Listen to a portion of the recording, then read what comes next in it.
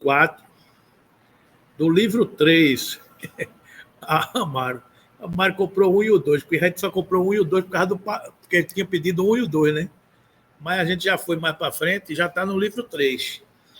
Que, na verdade, o livro 3 é a continuidade do livro 2, que é Ensinos e Parábolas de Jesus, né? Então, a gente está aqui nesse roteiro 4, do módulo 4 do livro 3, que é agora a gente está falando desse módulo 4, é Aprendendo com as Curas. E esse roteiro 4, ele vai falar aqui da cura de cegueira. Então, a cegueira do corpo, né? Então, é um pouco isso que a gente vai estudar, que é um pouco a complementação desses roteiros que a gente vem estudando. A semana passada e retrasada, a gente estudou a questão da obsessão do corpo, né? Das obsessões no Evangelho, aquelas passagens dos Evangelhos de Marcos, Mateus, Lucas. E hoje a gente vai estudar aqui a cura do cego de nascença e a cura do cego de Jericó. São duas passagens, né, que Jesus cita no seu Evangelho, né? E o que é que isso transmite, segundo a doutrina espírita, né?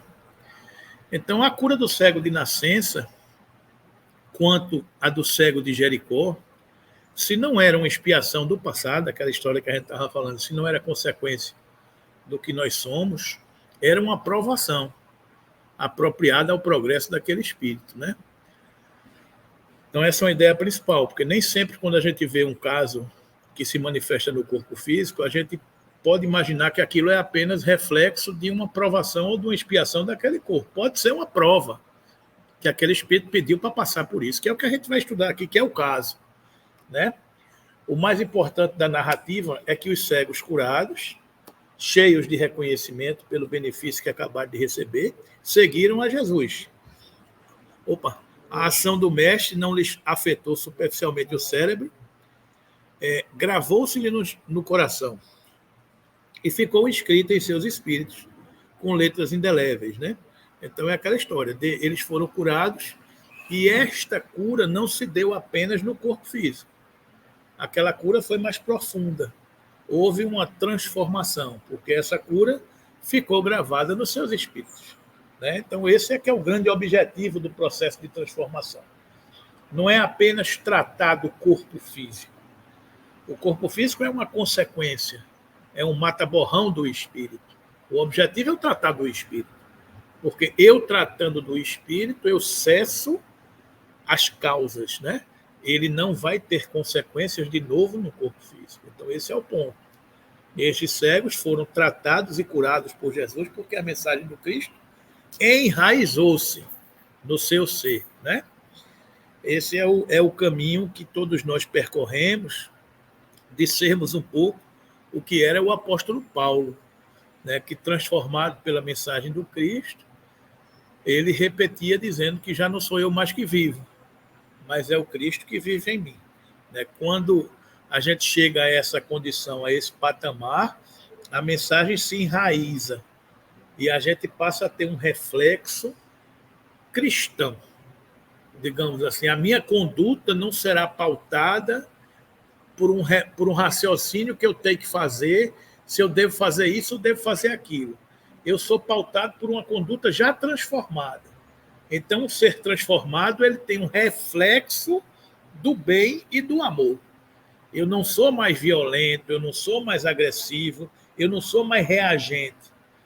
Eu apenas compreendo o mundo que eu estou mergulhado e não é essa a minha conduta mais. Eu já me transformei, digamos assim, né? Eu respondo o mal com o bem. Esse é o grande desafio, né?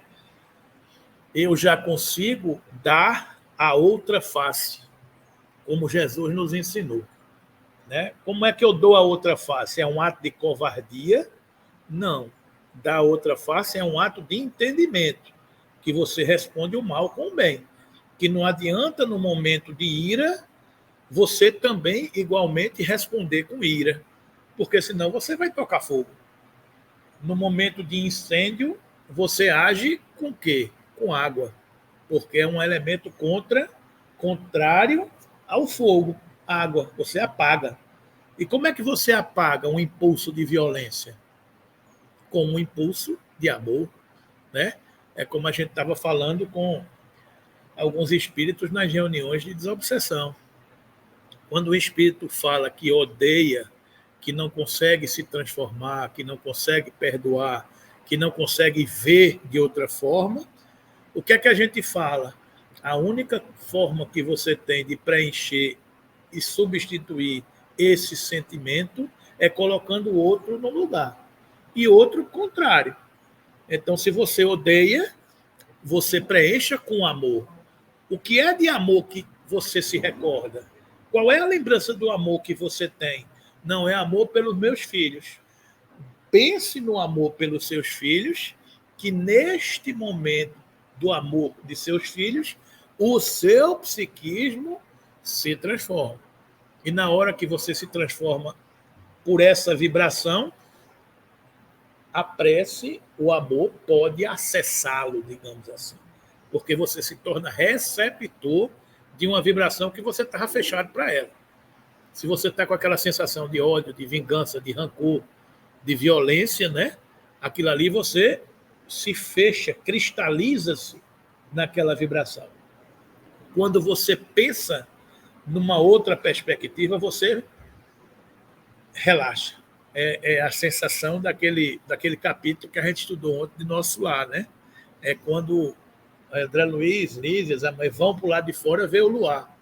E aí eles sentem aquela vibração de paz e de harmonia que invade o ambiente, invade o local. Aí se fala, não, aqui no nosso lar a gente tem um compromisso de que ninguém pensa em coisas ruins, todo mundo eleva o pensamento e pensar coisas boas. Então, é aquele ambiente de paz. Você está aqui agora, a gente está aqui agora, não tem, eu espero, não tem ninguém aqui pensando em coisas ruins, né? A gente está pensando na perspectiva do que a gente estudou aqui, nos lobos frontais, nas regiões superiores do nosso psiquismo. A gente está pensando nas coisas de cima. Então, quando a gente pensa nas coisas de cima, quais são as vibrações que nos elevam para as coisas de cima? As vibrações de paz, de amor, de tranquilidade, de serenidade.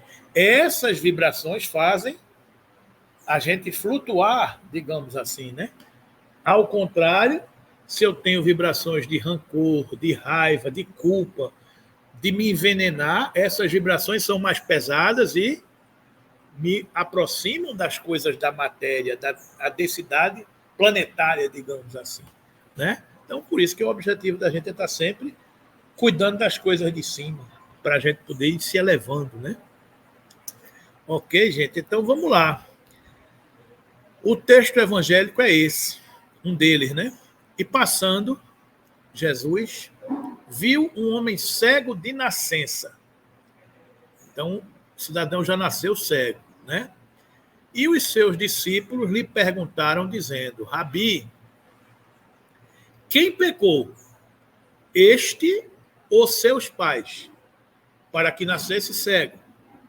Jesus respondeu: nem ele pecou, nem seus pais, mas foi assim para que se manifestem nele as obras de Deus. Está aí a pista do que a gente vai estudar, né? Convém que eu faça as obras daquele que me enviou, enquanto é dia. A noite vem, quando ninguém pode trabalhar. Enquanto estou no mundo, sou a luz do mundo. Tendo dito isto, cuspiu na terra e com a saliva fez lodo e untou com o lodo os olhos do cego. E disse-lhe: vai, levanta-te no tanque de Siloé, que significa o enviado. E foi, pois, e lavou-se, e voltou vendo. Levaram, pois, aos fariseus o que dantes era cego, e era sábado, quando Jesus fez o lodo e lhe abriu os olhos. Tornaram, pois, também os fariseus a perguntar-lhe como vira. E ele lhes disse: pôs-me lodo sobre os olhos, lavei-me e vejo. Então alguns dos fariseus diziam: este homem não é de Deus, pois não guarda o sábado. Diziam outros: como pode um homem pecador fazer tais sinais? E havia discussão, dissensão entre eles, né? Isso está no Evangelho de João, capítulo 9, versículos de 1 a 7 e versículos 13 a 16. O outro texto evangélico, que fala do outro cego, de Jericó, é o seguinte: aconteceu que, chegando ele perto de Jericó, estava um cego assentado junto do caminho, mendigando. E, ouvindo passar a multidão, perguntou que era aquilo. E disseram-lhe: Jesus, o Nazareno, passava. Emoção, né? O cidadão está sentado lá, cego. Que é isso? Que barulho é esse, né? Jesus, o Nazareno, está passando, né? Então clamou, dizendo: Jesus, filho de Davi, tem misericórdia de mim. E os que iam passando repreendiam-no para que se calasse. Mas ele clamava ainda mais: Filho de Davi, tem misericórdia de mim. Então Jesus, parando, mandou que lhe trouxessem, e chegando ele, perguntou, dizendo: Que queres que te faça? E ele disse: Senhor, que eu veja. E Jesus lhe disse: Vê, a tua fé te salvou. Né? Então esse é o diálogo que se passa com o nosso mestre Jesus, né? E aí esse mapinha aqui eu achei interessante porque traz aqui, ó, filisteus. É o que está hoje em muita discussão, né? Os judeus, quem são os judeus, quem são os palestinos, hein? Golias eram. Filisteus é esse povo aqui, ó, que são os que vêm do mar. Aqui é o mar. Ó. Filisteu significa em hebraico, lá em antigo, quer dizer, aqueles que vêm do mar. Então, esse povo que habitava isso aqui são os filisteus. E é por isso que, como castigo, o imperador Adriano, nos anos 70, 80, sei lá, depois de Cristo, ele, ao expulsar os judeus de Jerusalém, ele tirou o nome de judeus e passou a chamá-los filisteus, né? Palestinos também, que são sinônimos, digamos assim. Então, é essa discussão, porque todo mundo habitava aquela mesma região, e aí começou aquela famosa diáspora, né, que eles se espalharam pelo mundo, porque perderam a sua terra. E aí é esse rolo que está aí, desde que o mundo é mundo. Né? Então, a situação está aqui, ó, filisteus, e do tronco de Abraão, né, Jesus, Maomé, Moisés, estão todos do tronco de Abraão. São as regiões abrâmicas, digamos, as religiões abrâmicas e todas as religiões monoteístas, que acreditam num Deus único. Né? Mas hoje isso aí é chão, é para a gente entender essa coisa toda e uns perdoarem uns aos outros, né? Mas vamos para frente. Então, o outro texto é esse, a passagem de Jesus, e o cego, ouvindo o que Jesus passava, pediu para que tivesse Jesus misericórdia dele, né? Alguns aspectos que se interligam nesses casos de cura é a lei de causa e efeito, a gente pensar nisso, porque é cego, é consequência de seu passado, não é uma prova. O potencial da fé do paciente, ou seja, esse cego de Jericó, mesmo dizendo, ouvindo da multidão que se calasse, ele insistiu: Filho de Davi, tem misericórdia de mim. Ou seja, a fé, e no final Jesus vê, tua fé te curou. Então, o aspecto da fé, da vontade que cada um tem de ir atrás e em busca daquilo que vai alimentar a sua alma, né? E disposições interiores, reformas assumidas pelo indivíduo. O arcabouço moral e espiritual de cada um, né? Para a gente se reformar e se transformar. A doutrina espírita esclarece-nos que as doenças podem ser de duas origens: material e espiritual. As doenças materiais, circunstâncias da vida ou provocadas, né? São consequências do mundo material que a gente vive. E as doenças de origem espiritual estão na nossa mente, são de origem kármicas. A gente traz isso como reflexos de vibrações emitidas por nós mesmos ou por consequências de atividades anteriores que nós carregamos no nosso espírito. Então, as doenças se manifestam ou materialmente, através de algo que a gente contraiu nessa existência, ou espiritualmente, por ser herdada por alguma coisa que vem carregada no nosso espírito. É isso que a doutrina espírita nos apresenta quando a gente recorda-se daquele ser que nós somos, que a gente explicou na semana passada aqui, retrasada também, aquela história de que nós somos espíritos encarnados num corpo, mas um elemento intermediário chamado perispírito. A gente carrega todas essas sensações e um está misturado com o outro, né?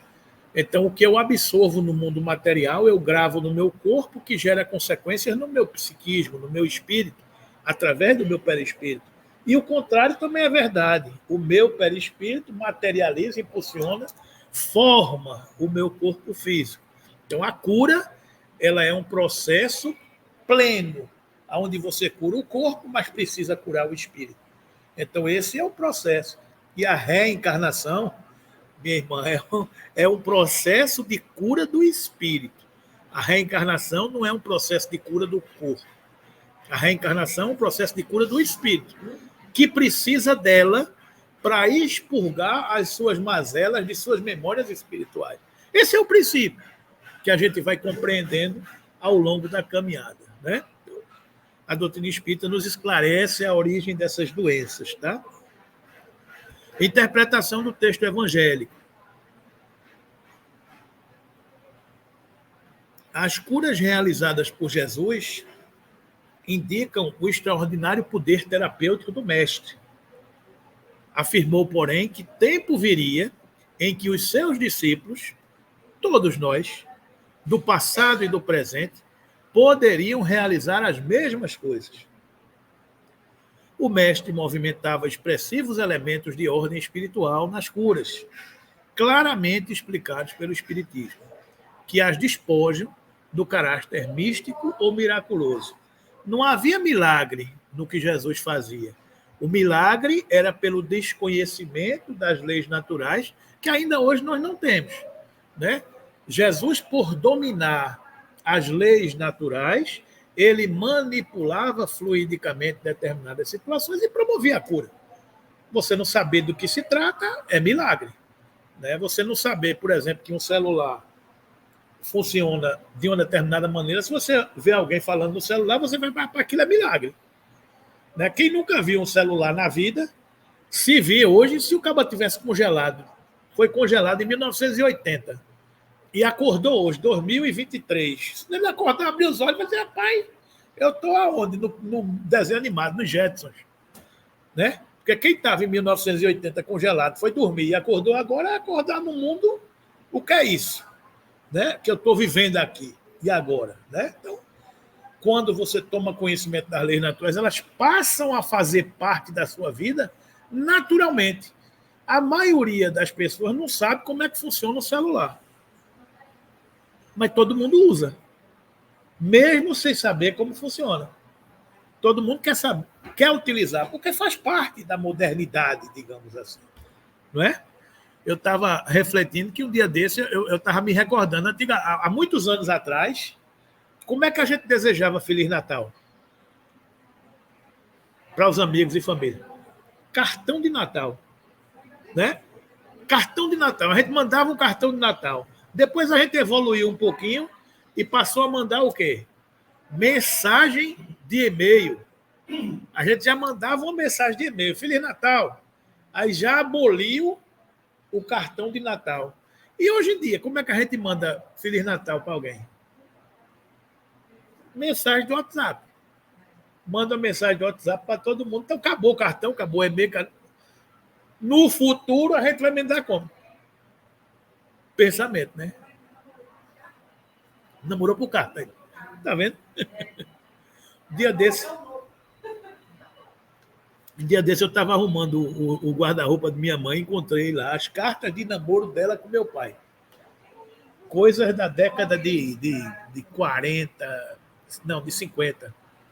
Coisa da década de 50, 60. Né? Então você vê que as pessoas se comunicavam desse jeito. Né?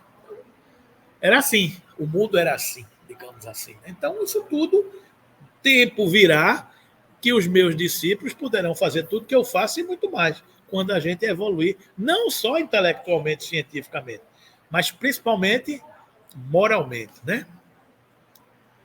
Com Jesus, as curas apresentam finalidades de ordem superior, é aquilo que a gente comentava.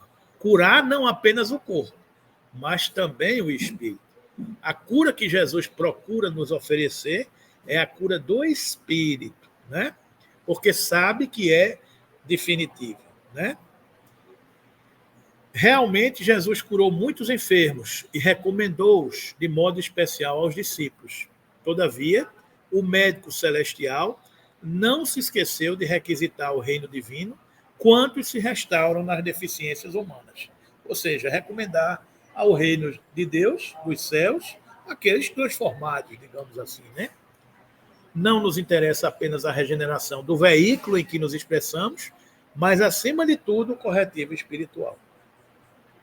Não adianta apenas olhar a cura do corpo, principalmente e, acima de tudo, o corretivo do espírito, né? Oi?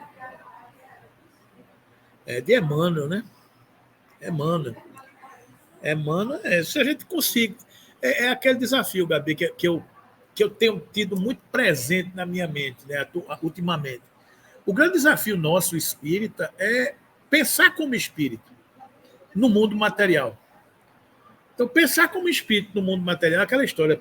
Ser Marta, ser Maria no mundo de Marta, né? Então, esse aqui é o desafio. Né? O mundo de Marta é o mundo da matéria, das coisas daqui, que eu arrumo as coisas pensando no aqui e agora. Mas o mundo de Maria é aquele mundo que fez a escolha certa. A escolha certa de estar numa vibração certa, pensando em outras coisas. Né? Então, essa é a sensação, digamos assim. Então, ser espírita é olhar o contexto. É olhar o problema de hoje, mas olhar aquele problema ampliado. Né? Eu não estou vendo ali apenas a consequência, eu estou buscando a causa. Atacar a consequência eu preciso, eu necessito. Né? Eu vou ao psicólogo, eu vou ao psiquiatra, eu vou ao médico, eu tomo remédio, eu tomo vacina. Mas se eu não mudar a causa, eu irei repetir as minhas crises. E muitas vezes a causa é espiritual. Né? Então, e a causa espiritual precisa da transformação para poder ser sanada, digamos assim. Né? Que o homem comum se liberte da enfermidade, ok, mas é imprescindível que entenda o valor da saúde. Existe, porém, tanta dificuldade para compreendermos a lição oculta da moléstia do corpo, quanto se verifica em assimilarmos ao apelo santificante que nos é endereçado pelo equilíbrio orgânico. A gente precisa entender a bênção que é o equilíbrio orgânico. Um ser sem doença, saúde, no conceito da Organização Mundial de Saúde, não é mais a ausência de doença. O que é ter saúde?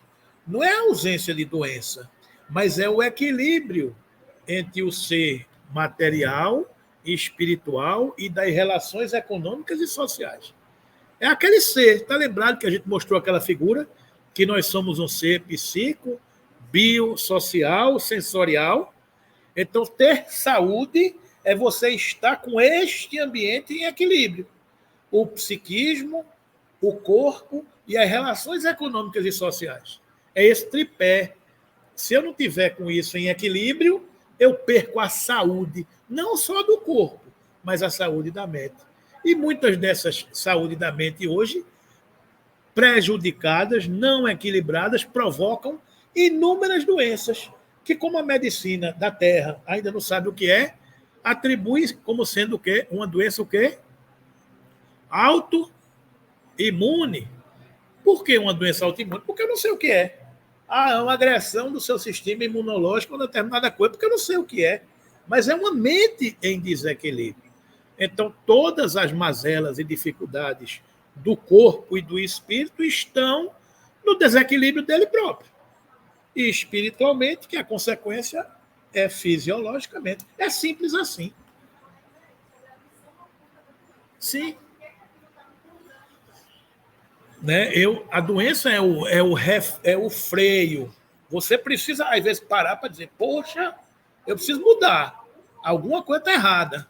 Alguma coisa está errada. Né? Então, Eu estou ali, eu estou gordo aqui. Aí, gordo. Rapaz, tu não sabe que tem que emagrecer, aí vai. Daqui a pouco, pô, leva uma porrada. Você não sabia? Então, às vezes, a doença chega para alertar determinadas coisas que você não fez. Né? Então, a gente sabe o caminho da saúde e do equilíbrio orgânico.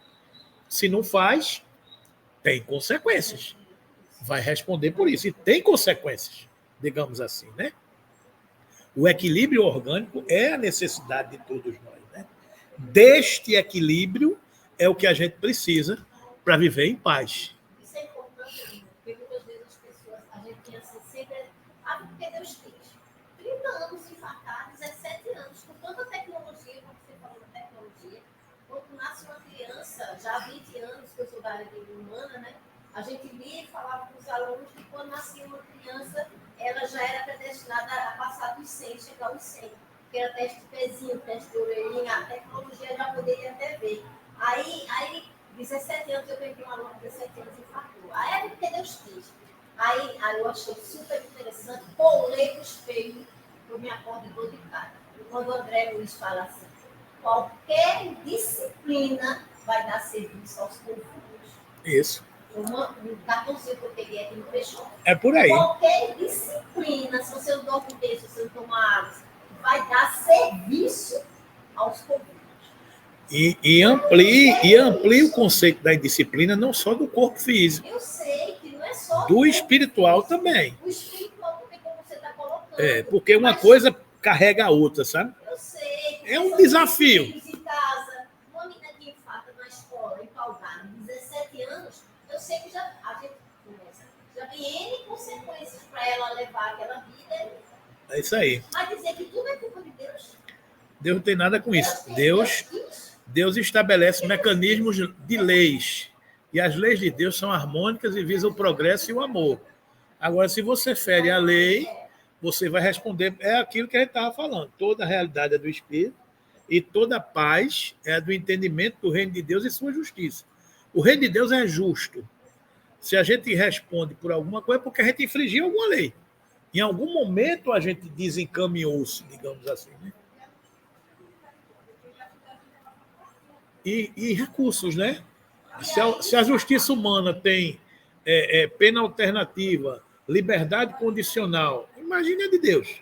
Né? Então, permitiria o Senhor a constituição da harmonia celular apenas para que a vontade viciada viesse golpeá-la e quebrá-la em detrimento do espírito? Ou seja, permitiria o Senhor restabelecer a saúde orgânica e deixar o espírito como está? Apenas para eu continuar usando a minha vontade viciada no corpo físico? Essa é o questionamento, né? É sempre útil curar os enfermos, quando haja permissão de ordem superior para isto. Contudo, em face de semelhante concessão do Altíssimo, é razoável que, interessado na bênção, reconsidere as questões que lhe dizem respeito, compreendendo que raiou para seu espírito um novo dia no caminho redentor.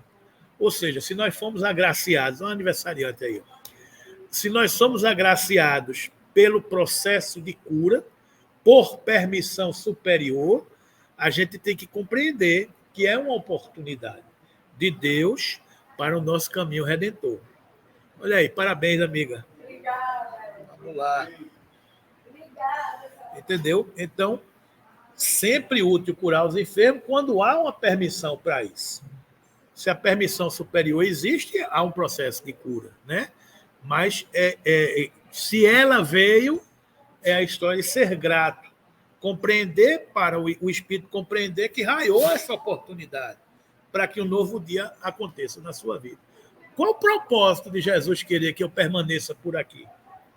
Se eu ganhei uma moratória, se eu ganhei uma cura, por que eu vou continuar? O que é que eu tenho para fazer? O que é que estão esperando de mim? Digamos assim, né? Então, às vezes a gente fica pensando por que tem tantos trabalhadores aí com 85, 90, 100 anos e continuam na ativa. Por quê? Ele está renovando esse mandato aí.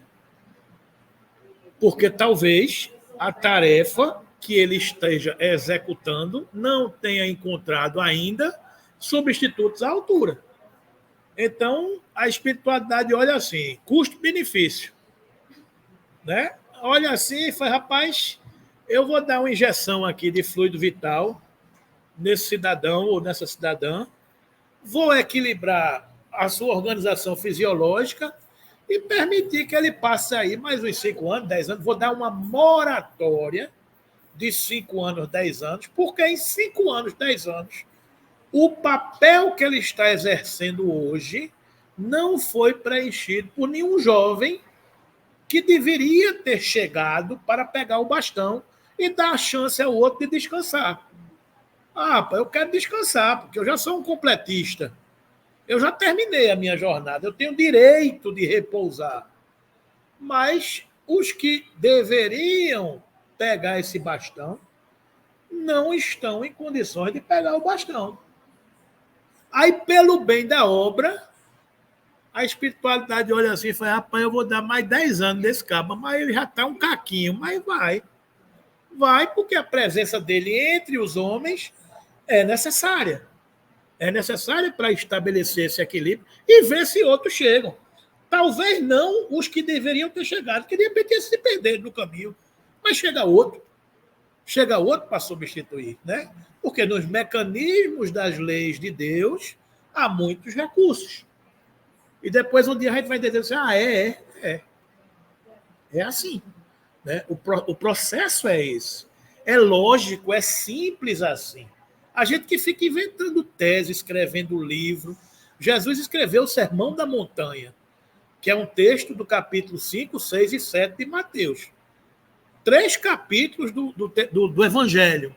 Só que a humanidade, há 2000 anos, faz teses mirabolantes, tratado, teologia, não sei o quê, coisa, tal. É o que Chico Xavier diz, mas ele só disse para que amemos uns aos outros. Jesus não pediu coisas mirabolantes e fantásticas, ele não pediu para a gente escalar o Himalaia. Ele pediu para que a gente amássemos uns aos outros. É simples assim. E as leis de Deus são simples. A gente que fica fantasiando, ensaiando teorias e teses mirabolantes. Arruma uma fórmula, o logaritmo, a raiz quadrada, a matriz inversa, não sei o quê, o valor de x, exponencial. Aí faz uma confusão danada, no final, né? Eu não entendi nada. Não era para entender. Não é? É lógico, aquilo ali, ó, é direto, é objetivo, digamos assim, né? É isso aí, é simples assim, digamos assim, né? Então vamos lá. A pergunta dos discípulos foi: algum pecado deste homem que deu causa a que ele nascesse cego? Revela que eles tinham a intuição de uma existência anterior. Naquela época, eles já tinham a intuição de uma existência anterior. Pois, do contrário, ela careceria de sentido, visto que um pecado somente pode ser causa de uma enfermidade de nascença se cometido antes do nascimento, portanto, numa existência anterior. Se Jesus considerasse falsa semelhante ideia, ter-lhe-ia dito: como houvera este homem podido pecar antes de ter nascido? Em vez disso, porém, diz que aquele homem estava cego, não por ter pecado, mas para que nele se patenteasse o poder de Deus, isto é, para que servisse de instrumento a uma manifestação do poder de Deus. Se não era uma expiação do passado, era uma aprovação apropriada ao progresso daquele espírito, porquanto Deus, que é justo, não lhe imporia um sofrimento sem utilidade. Né? Então é aquela história, se ele está padecendo daquela enfermidade e não é por uma necessidade anterior, é por uma prova, para ele manifestar nele um instrumento, a manifestação do poder divino. É uma prova que aquele espírito aqueceu passar para auxiliar no processo de transformação da humanidade, com Jesus provocando nele, utilizando nele a cura, para que todos vissem que era possível esse amor se expressar. Não é? A doença do cego de Jericó parece indicar equívocos em que o espírito cometeu em existências procedentes, que alcançam o presente na forma de lesão física. Por outro lado, é possível que esse tipo de cegueira estivesse associado também à influência obsessiva. É aquilo que a gente viu, né, nas semanas passadas, né, a questão da obsessão. Né? A cegueira, ainda ontem, gente, eu tive um espírito na reunião que dizia isso, eu estou realmente com aquela criatura, eu vou dominando, ela está na minha mão, ela vai cair, eu vou quebrar ela, pronto. Ou seja, o que a gente estudou no Evangelho, cabível, cabal, o Espírito dizendo a gente. Né? Dizendo a gente na reunião, não vou sair de perto, não adianta, não tem reza, não tem paz, não tem coisa, não, é meu inimigo mesmo, e pronto. Então, causas obsessivas de situações fisiológicas, que já penetrou de uma forma tal que já bagunçou a organização fisiológica. Né? Por outro lado, é possível que esse tipo de cegueira também associado a uma influência obsessiva. A cegueira é uma enfermidade curável em certos casos. Mas qual médico que já restabeleceu a vista a um cego unicamente com a virtude da palavra?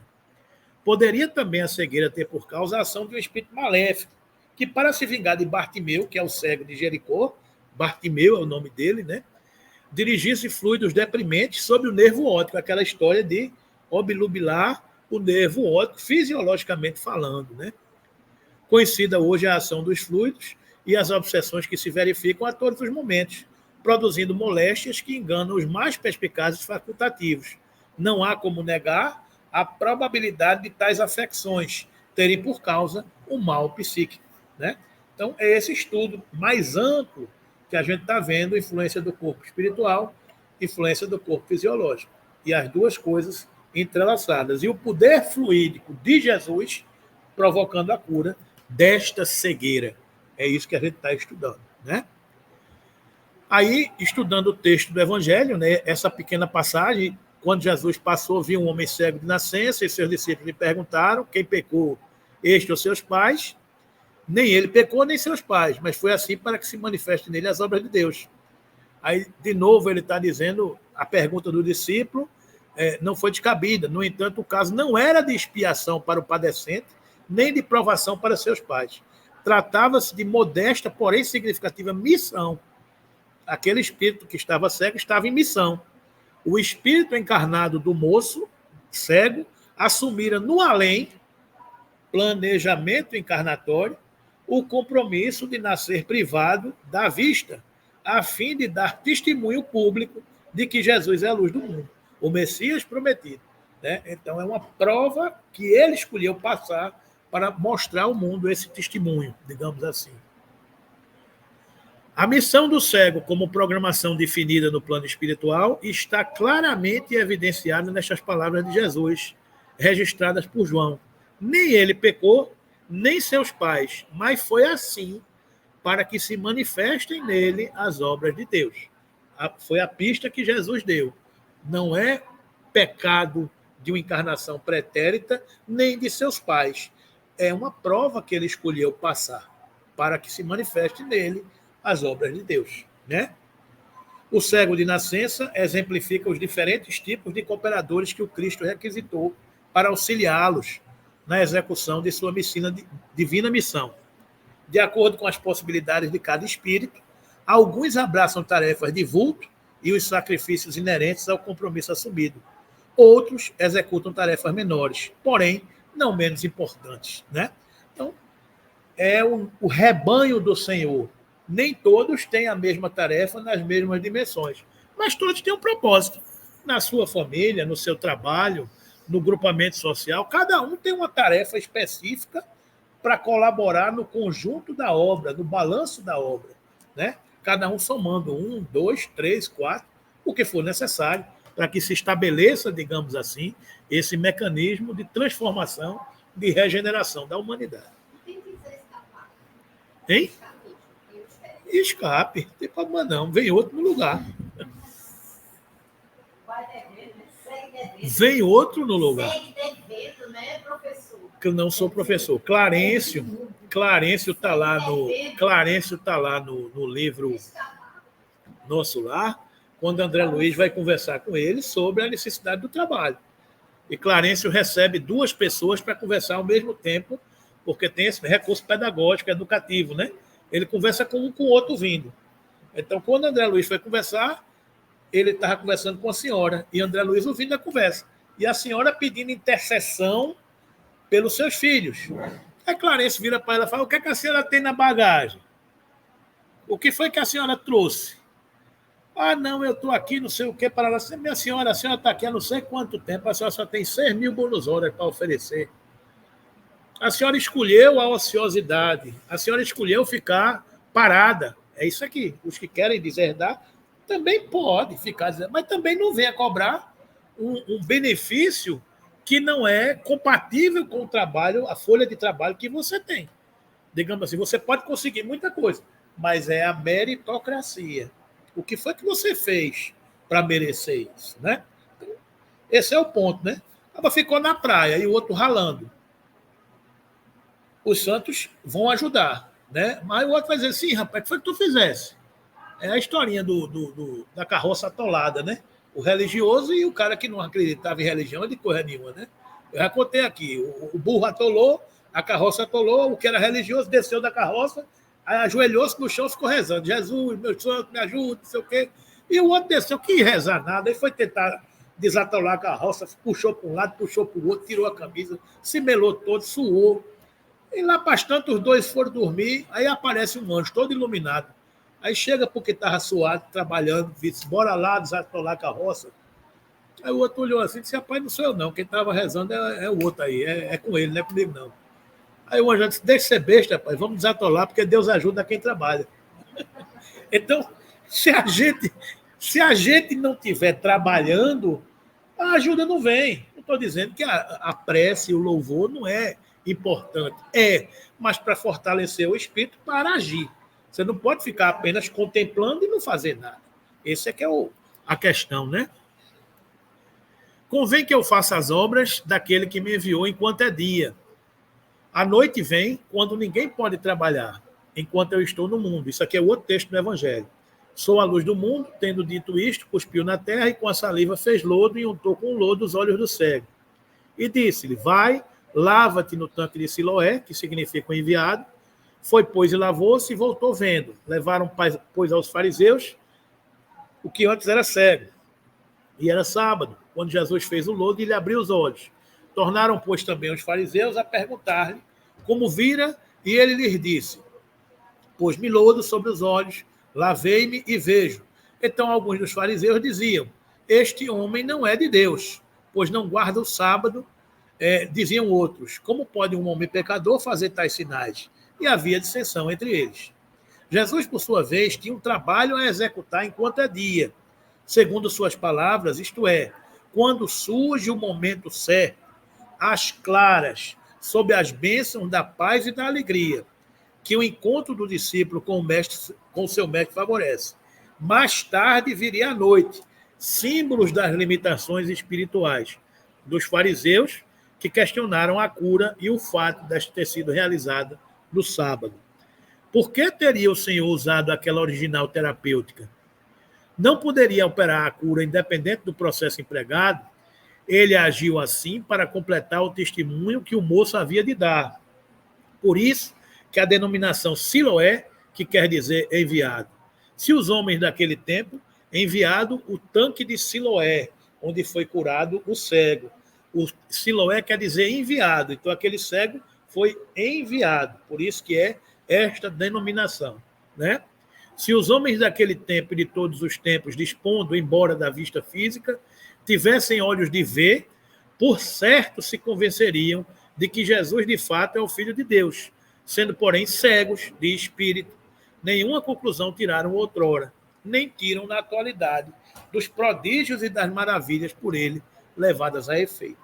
Ou seja, a gente continua ainda tendo dúvida dos prodígios realizados pelo Cristo em nome do seu amor. Né? A gente ainda continua duvidando de que ele é esse enviado de Deus. Né? O Espiritismo esclarece o mecanismo da cura realizada. Em primeiro lugar, destaca-se o amor inestimável do Cristo pela humanidade. oferecendo-se como fonte de alívio aos cansados e oprimidos. Em segundo, mobiliza poderosos recursos magnéticos de si mesmo para curar e amenizar o sofrimento do próximo. Em qualquer lugar, dia e hora, estende as mãos a cegos, cegos veem, paralíticos se levantam e feridentos se alimpam e obsediados se recuperam. Então, Jesus é esse sol que vem para iluminar a humanidade, mostrando o seu inestimável amor por todos nós, não é? Do ponto de vista físico, é plenamente explicável que Jesus, conhecedor das leis físico-espirituais que nos governam, tem, através de sua saliva, o lodo que ele juntou e limpou os olhos do cego, né? Depositado na terra elementos que a tornaram medicamentosa e puderam, desta forma, fazer com que aquele homem visse a luz pela primeira vez, né? Ele manipulou aquela pasta e curou o cego, né?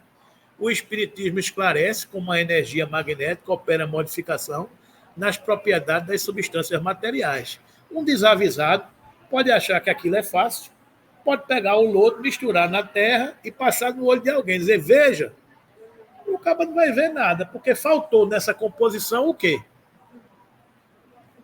O fluido terapêutico do amor do Cristo, que nós não temos. Não é? A gente não tem. Então a gente chega assim, eu pegar, cuspir na mão, misturar com terra. Vem cá, meu filho. Vá se lavar no tanque de Siloé. Você vai ver. Faltou uma coisa primordial.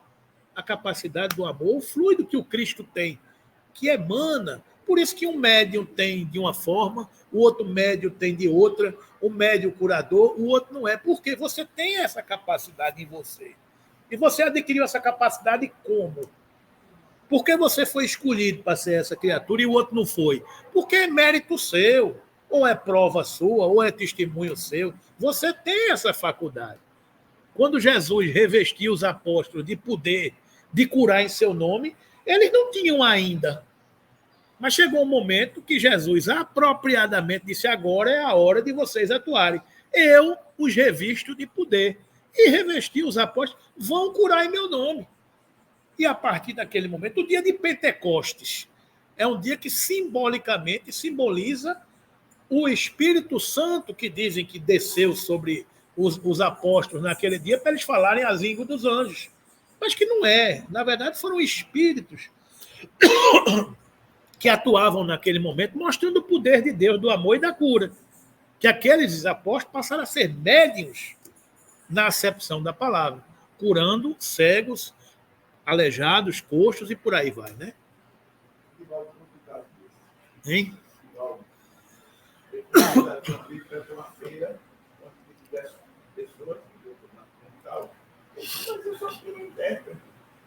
Como é que eu vou falar naquele povo diversificado, aí inglês, chinês, sei lá? Como é que eu vou dizer? Vai lá. Aí ele foi, falou, e todos entenderam. Aí vai me dar um outro. Como é que ele não é brasileiro? É a questão da mediunidade, né? Você fala pela vibração, pela sintonia, pela voz. Você está falando de uma forma, parece que aquela vibração vai chegando em todo o canto e você capta o que o outro quer dizer. Pelo olhar, pela forma de transmitir, essa vibração chega em você. E menos importa o que você falou materialmente. Mas chegou no espírito, digamos assim, aquela vibração. Né? É a multiplicação dos pães e dos peixes. Né? Quando você diz que alimentou 5.000 pessoas, como é que você alimenta 5.000 pessoas com 2 pães e 5 peixes? Porque nem só de pão vive o homem. Né? Então, aquela multiplicação do alimento da alma é que chegou para aquele rebanho. E todos saíram saciados. É uma interpretação. Pode também ter havido uma multiplicação física de pães e peixes que alimentou todo mundo. Eu não estava lá, não sei. Mas o que eu estou dizendo é que o processo tanto pode alimentar o corpo como pode alimentar o espírito. E não tem nenhuma assombração quanto a isso. Ou uma coisa ou outra é verdadeira, é verídica e é possível. Toda paz advém da compreensão do reino de Deus e de sua justiça. Então, no reino de Deus é possível materializar pães e peixes? Manipulando fluidos, transportando elementos da natureza e fazendo isso com a capacidade fluídica de quem operava, Quem é que operava? O governador do planeta. Então, para ele, alguma coisa é impossível? Estou longe de discutir. Né? E do ponto de vista de alimento espiritual, de que nem só de pão vive o homem, também sacia, também não vou discutir. Aí agora eu vou brigar porque era pão, era não pão. Não, meu amigo, era pão ou peixe ou era espírito, não interessa. Interessa que sair alimentado. E ficou a lição para a humanidade. Né? Então, detalhes você discute com o Roberto Carlos. Por enquanto, a gente aprende que as leis são possíveis. Não é verdade? Então, o espiritismo esclarece como a energia magnética opera modificações nas propriedades das substâncias materiais, onde o efeito curativo da ação magnética convenientemente dirigida. Essa que é o que a gente está discutindo aqui. Sabe-se que papel capital desempenha a vontade em todos os fenômenos do magnetismo. Porém, como se há de explicar a ação material de tão sutil agente? A vontade é atributo essencial do espírito, isto é, do ser pensante. Com o auxílio dessa alavanca, ele atua sobre a matéria elementar e, por uma ação consecutiva, reage sobre seus compostos, cujas propriedades íntimas vêm, assim, a ficar transformadas. Quem é que tem essa vontade capaz de transformar? Somente alguns espíritos que chegaram a essa condição. Né? Como o Satya Sai Baba, lá na Índia, um avatar indiano. Fazia assim e saía das mãos dele, caía aqui um pó parecido com um talco, chamado Vibhuti, que é um pó medicinal, né, que as pessoas ganhavam para poder beneficiar-se, passar numa ferida, no ferimento e botar na língua. Eu tinha, até um dia desse, eu tinha um potinho desse Vibhuti lá em casa. E não acabava, não. A gente usava, e ele parece que se multiplicava. Era o Vibhuti. Sai Baba fazia assim, chegava nos cantos aqui, ele materializava, caía o pó. Era um espírito que tinha esse domínio dessas leis naturais. Né? Nada é milagroso, tudo está dentro do espectro das leis de Deus, que o espírito dominando faz, digamos assim. Né? É oportuno lembrar que importante isso. É oportuno lembrar que a cura só se é efetiva no corpo físico, tudo bem, se a intervenção magnética atuar onde? É aquela história, não é só o corpo, é o perispírito, né? O espírito, André Luiz elucida, atuando nos centros do perispírito, por vezes efetuamos alterações profundas na saúde dos pacientes. Alterações essas que se fixam no corpo somático de maneira gradativa. Né? A cura só se é efetiva no corpo físico, no soma, no corpo de carne, se a intervenção magnética penetrar também no perispírito. Não é isso? É o que André Luiz está dizendo nesse livro Entre a Terra e o Céu, capítulo 5. O espírito é a causa de todos os fenômenos que se manifestam na existência física, emocional e psíquica.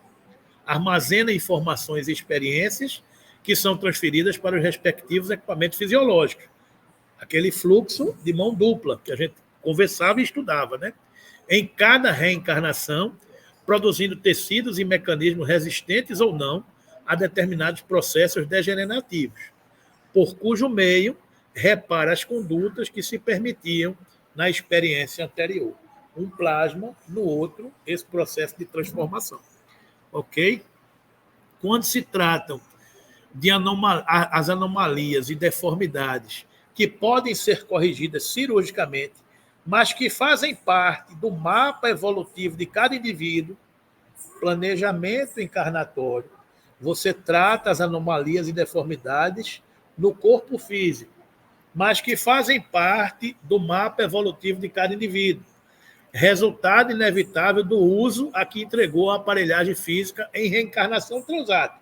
Se está impregnado no seu perispírito uma determinada consequência que vai se materializar no corpo físico, podem advir efeitos positivos imediatos. Você fez um transplante de fígado, mas o defeito não era no fígado, o defeito era no perispírito.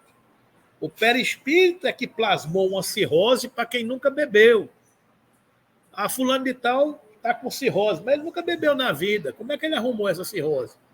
Aí faz um transplante de fígado. Os efeitos podem advir efeitos positivos imediatos, que, todavia, cederão lugar a novos sofrimentos.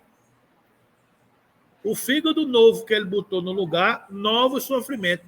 Por quê?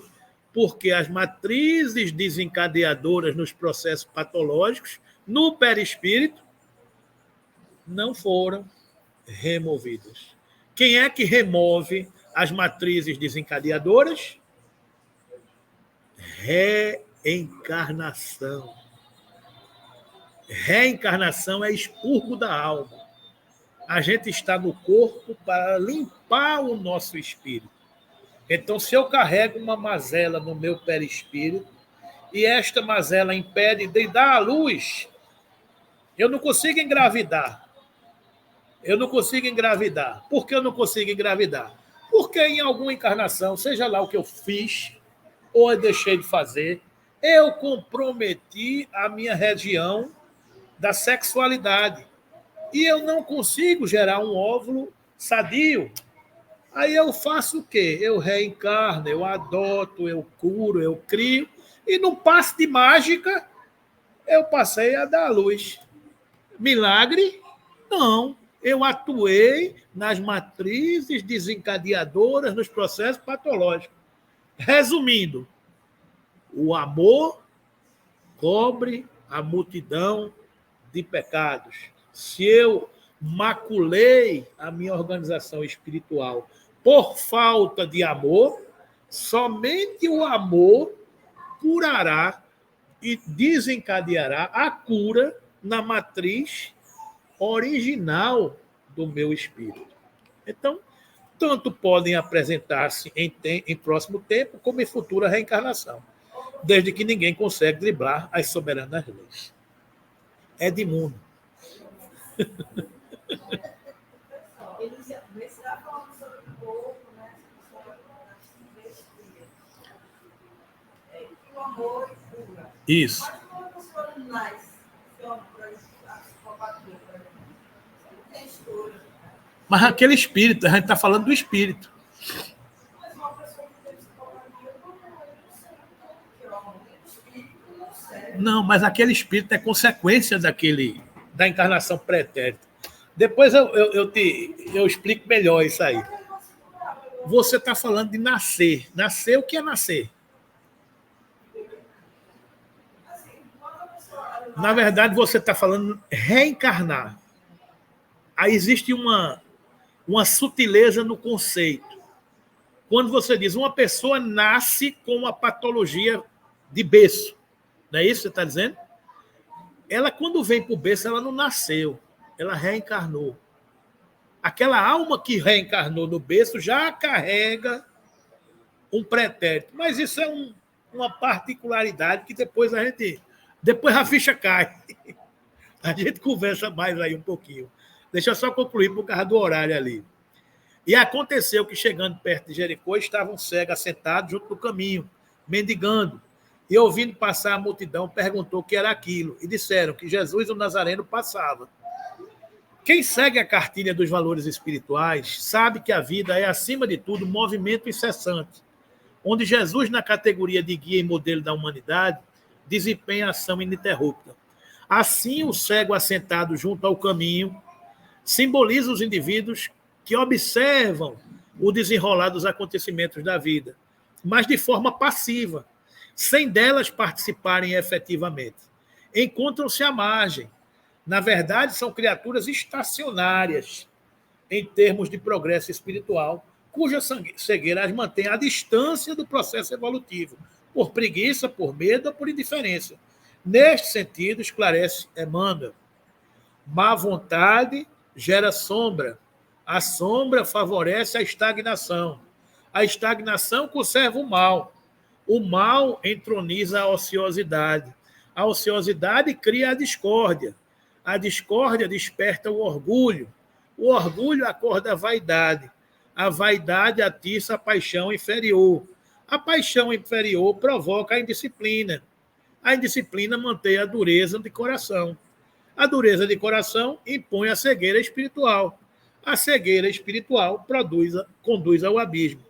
Entregue às obras infrutuosas da incompreensão, pela simples má vontade, foi quem gerou tudo, o homem pode rolar indefinitivamente ao precipício das trevas.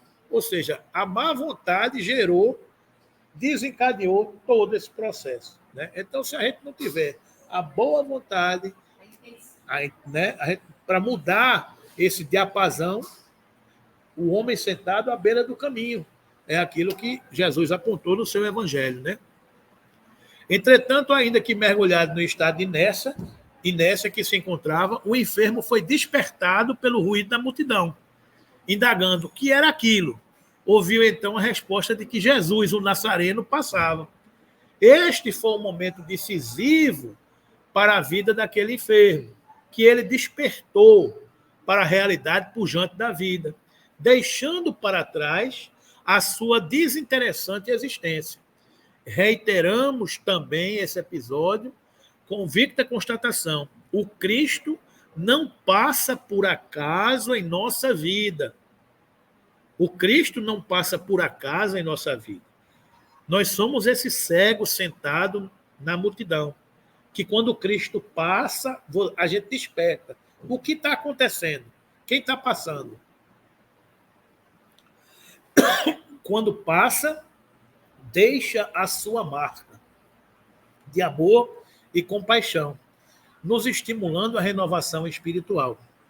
Sendo assim, rendamos graça, roguemos a providência celeste suficiente luz para que nossos olhos identifiquem o celeiro de graça em que nos encontramos.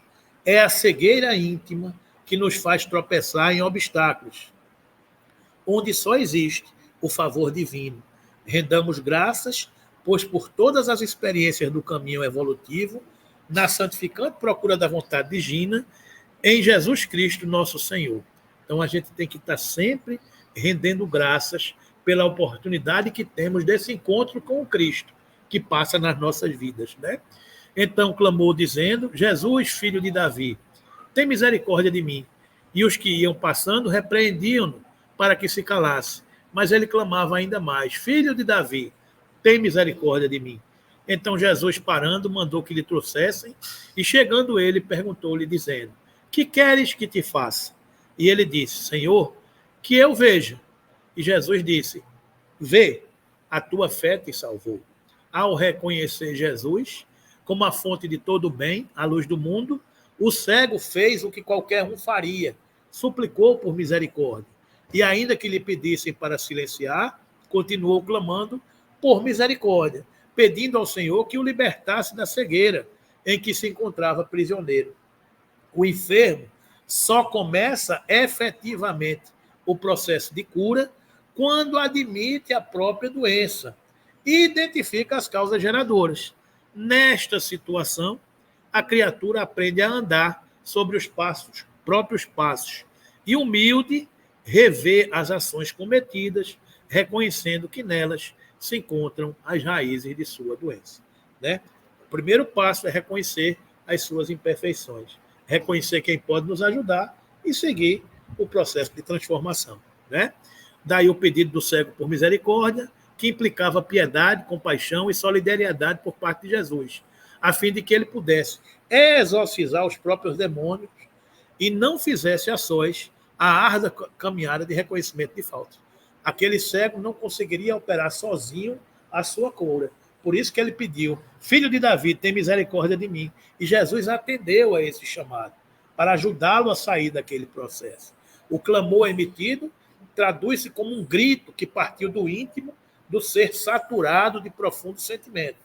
Mas o cego não ficou apenas na manifestação desse sentimento.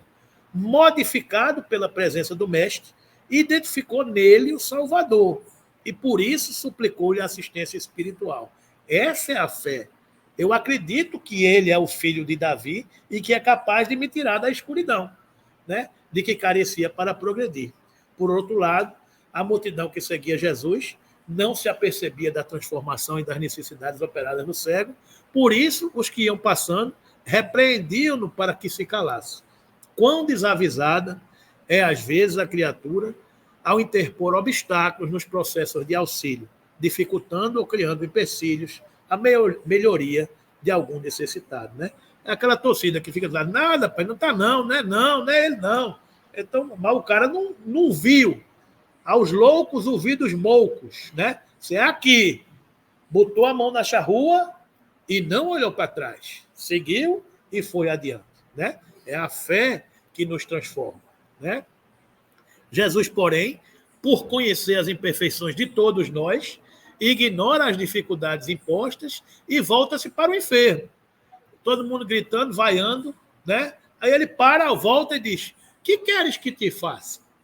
Ele quer saber a testemunha do camarada, né?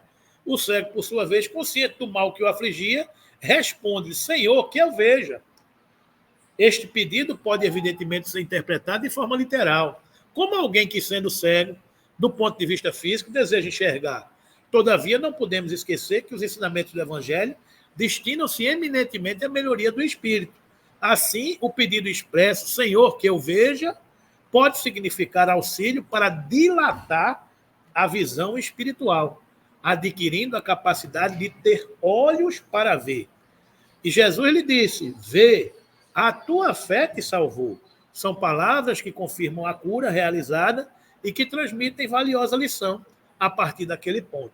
O espírito teria condições para discernir, enxergando com mais lucidez e, consequentemente, fazer escolhas mais acertadas. Esse é o desafio. Ser espírita no mundo material. A gente tem condições de enxergar o contexto que nos envolve. E aí a gente tem mais lucidez e, consequentemente, para fazer escolhas mais acertadas. Porque o desafio é grande. Ninguém está dizendo que a gente está aqui de férias. Todos nós estamos aqui a caminho. Ninguém aqui está de turismo. Não somos hóspedes de uma nave luxuosa. Somos trabalhadores da vinha. E, portanto, tem que suar a camisa, né? Para poder passar por tudo isso, né? O remédio salutar. Para concluir, confessai as vossas culpas uns aos outros e orais uns pelos outros para que sareis. A doença sempre constitui fantasma temível no campo humano, qual se a carne fosse tocada de maldição. Entretanto, podemos afiançar que o número de enfermidades essencialmente orgânicas do corpo físico, sem interferências da mente, psíquicas, é positivamente diminuto. A maioria das moléstias procedem da alma, das profundezas do ser, não nos reportando a imensa caudal de provas expiatórias que invadem inúmeras existências em suas expressões fisiológicas. Referimos-nos tão somente às moléstias que surgem de inesperado com raízes no coração. Quantas enfermidades, pomposamente batizadas pela ciência médica, não passam de estados vibratórios da mente em desequilíbrio? Qualquer desarmonia interior atacará naturalmente o organismo em sua zona vulnerável. Um experimentará-lhe-á os efeitos no fígado, outro nos rins e ainda outro no próprio sangue. Em tese, todas as manifestações mórbidas se reduzem a desequilíbrio esse cuja causa repousa no mundo mental. O poeta Juvenal, no século II, em Roma, já fez aquela poesia mente sana em corpore sana, né? Então, o grande apóstolo do cristianismo nascente foi médico sábio, quando aconselhou a aproximação recíproca e a assistência mútua como remédio salutar. Aproximação recíproca e assistência mútua como remédio salutar. O ofensor que revela as próprias culpas ante o ofendido lança fora detritos psíquicos, aliviando o plano interno. Quando oramos uns pelos outros, nossas mentes se unem no ciclo da intercessão espiritual. E, embora não se verifique o registro imediato em nossa consciência comum, há conversações silenciosas pelo sem-fio do pensamento. Se eu estou aqui emitindo um pensamento de paz, de amor, uma vibração de perdão para alguém que me ofendeu ou para alguém que eu ofendi, eu estou estabelecendo um vínculo sem fio. Então, este é o mecanismo do remédio salutar. As almas se encontram no amor, na paz e no entendimento, né? A cura jamais chegará sem o reajustamento íntimo necessário a quem deseje melhoras positivas na senda de elevação, aplique o conselho do apóstolo Tiago. Nele possuímos remédio salutar para que saremos na qualidade de enfermos, encarnados ou desencarnados. A cura do apóstolo Tiago é essa. Confessai, o conselho de Tiago é esse. Confessai as vossas culpas uns aos outros e orai uns pelos outros para que sareis. Então, o mecanismo da cura, seja ele da cegueira ou de outras mazelas do corpo físico, trazem na matriz espiritual boa parte das consequências que refletem no corpo físico, né? Então, que a gente compreenda isso, que a doutrina espírita nos explica os mecanismos da cura e, para concluir, essa pergunta aqui, ó. Agiria Jesus como médium nas curas que operava? Poder-se-á considerá-lo operoso médium curador? Jesus era um médium curador? Não, porquanto o médium é um intermediário, um instrumento que se servem os espíritos desencarnados. E o Cristo não precisava de assistência, pois que era ele quem assistia aos outros. Agia por si mesmo, em virtude do seu poder pessoal, como podem fazer, em certo caso, os encarnados na medida de sua força. Você pode ser um médium curador agindo por intermédio de outros espíritos que lhe usam para curar alguém, mas a energia pode ser sua, se você tiver. Se você tiver. Jesus não. Que espírito ao demais ousaria insuflar-se seus próprios pensamentos e encarregá-los de os transmitir? Quem é que é maior do que Jesus aqui no orbe terrestre? Digamos assim, né? Se algum influxo estranho recebia, esse só de Deus lhe poderia vir. Segundo a definição dada por um espírito, Jesus era médium de Deus, né? Então, ele manifestava esse pensamento. Ok, gente? Então, está aí lá na Gênesis, capítulo 15, item 2. Encerramos por aqui esse estudo de nossa manhã. Espero que a gente tenha atingido esses objetivos aí de falar um pouco dessa cura da cegueira e como tantas outras manifestações que afligem o corpo físico. Ok, gente? Vamos parando por aqui. A hora já